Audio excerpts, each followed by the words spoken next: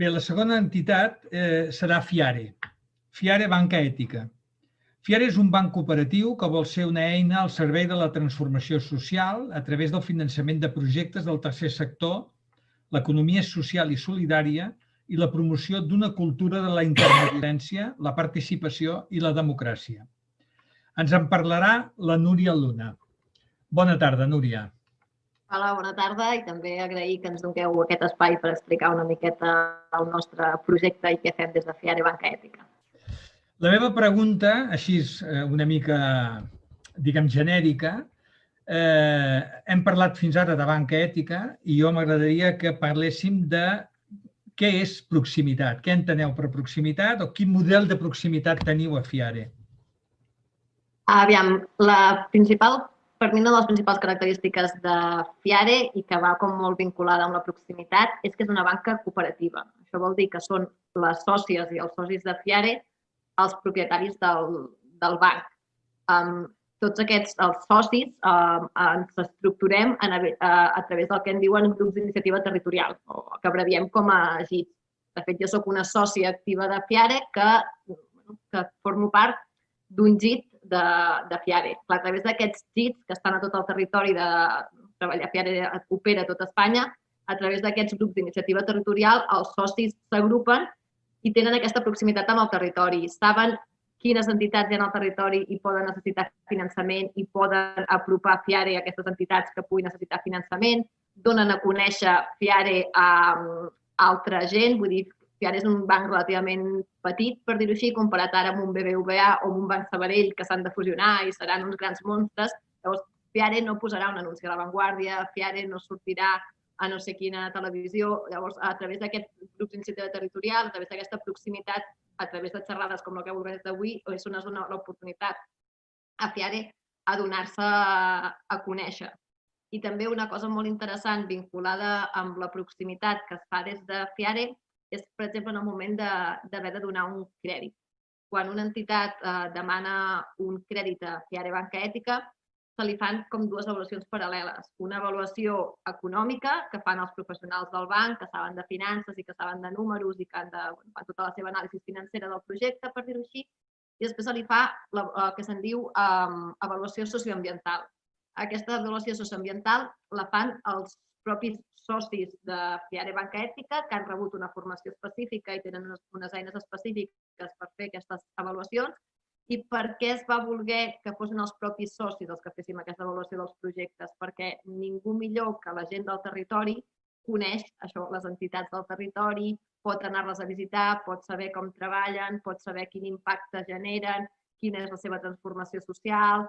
En aquesta avaluació socioambiental és una miqueta com una eina, per dir-ho així, de balanç social, si algú el coneix, o és una eina on es fa una avaluació de tota aquesta entitat, des de la part més interna, de com s'organitzen internament, com prenen decisions, fins a quin punt és una entitat democràtica, fins a quin punt és una entitat participativa, fins a quin punt és una entitat transparent, i s'avalua també l'impacte cap a fora, per dir-ho així, que té aquesta entitat, a què es dedica, si es dedica a temes més ambientals, a temes d'inserció laboral, a temes de cultura, que l'impacte que té aquesta entitat en el territori o a la societat sigui un impacte positiu i realment generi aquesta transformació social que volem que passi des de FIARE. Tu ens has presentat com un banc que treballa per la transformació social i des d'aquestes avaluacions socioambientals que fem la gent del territori podem valorar realment que les entitats que treballen en FIARE i que són finançades per FIARE col·laboren en aquesta transformació. Bé, per tant, queda força clar que per vosaltres la proximitat és un element estratègic clau. Sí. O sigui, ja pràcticament ja és definició de la pròpia vostra entitat. Perdó, digue'm. Sí, anava a dir, clar, la proximitat i la participació. Correcte. Aquestes antenes, d'aquests socis actius en el territori on podem saber què necessita realment l'economia social de cada territori i com FIARE hi pot donar resposta.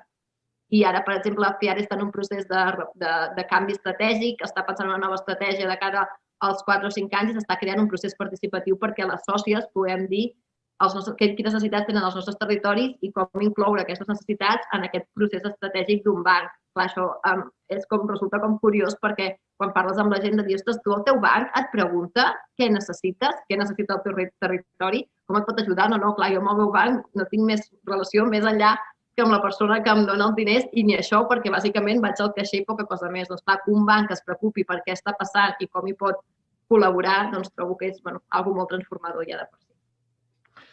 A veure, a part de diverses preguntes que et podria fer sobre, però que algunes d'elles jo crec que la banca tradicional, i en tot cas ja hi entrarem en el debat, hi ha una cosa que sí que m'agradaria preguntar-te, i és, a l'hora de concedir un préstec, de donar uns diners d'una persona que fa una empresa, una entitat, una cooperativa, un col·lectiu que fan una demanda, vosaltres entenc que valoreu la proximitat, la rendibilitat, el model de negoci, el sector empresarial. Explica'm una mica quin criteri per vosaltres és més significatiu o tots ho són per un igual, o què us decanta més a l'hora de... Perquè m'imagino que també teniu un volum de recursos que té una limitació determinada.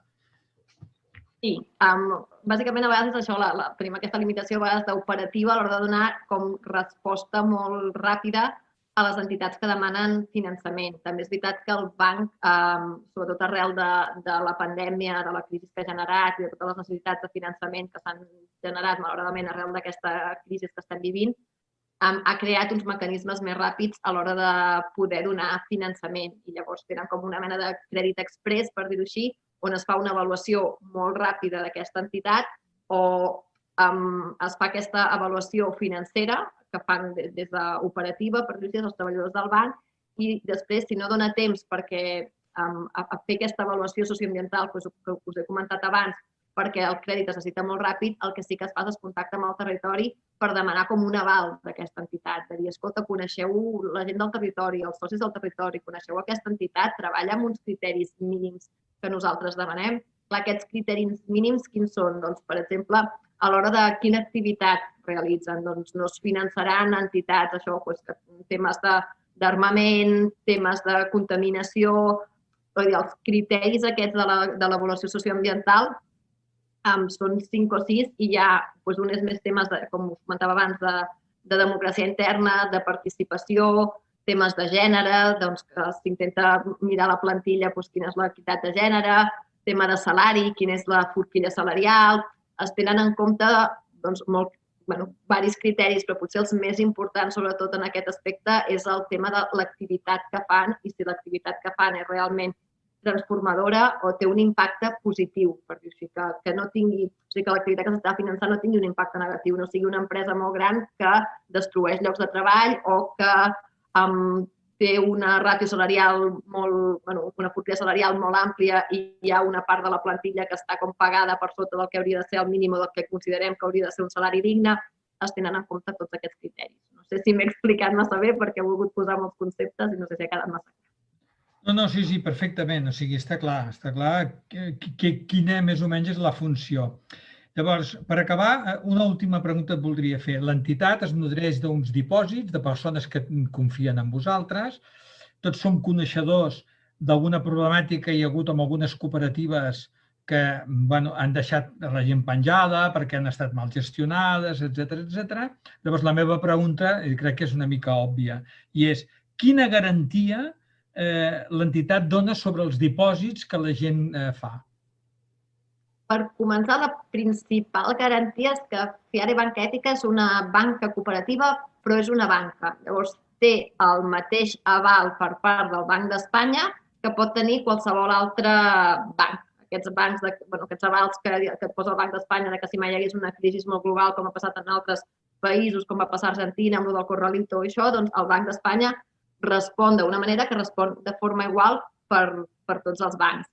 I a part d'això, el fet que Fiare sigui un banc, el que parlàvem abans de proximitat, que avaluï molt els projectes en els que inverteix, com inverteix, fa que tingui com una ràtio de morositat. Aquí no us sabré dir les paraules més tècniques perquè jo de finances hi entenc a mitges, per dir-ho així, però el seu perill amb les inversions és molt petit perquè no inverteix en projectes que estan a l'altra punta de món, en societats d'inversors que ningú coneix ni sap què són. O sigui, Fiare inverteix en economia real. Aleshores, el retorn que té dels crèdits que pot donar el té com molt garantit perquè és com un banc molt de tu a tu, sap exactament on estan els diners que inverteix, no se n'han anat a no sé on. Llavors, la garantia, per una part tens aquesta garantia com legal i que tothom pot estar tranquil, que és la garantia que et dona el Banc d'Espanya, i per altra part, si tu mires els números de FIARE, que cada any fa el seu balanç social i com a banc està obligat a fer el seu balanç i a publicar-lo,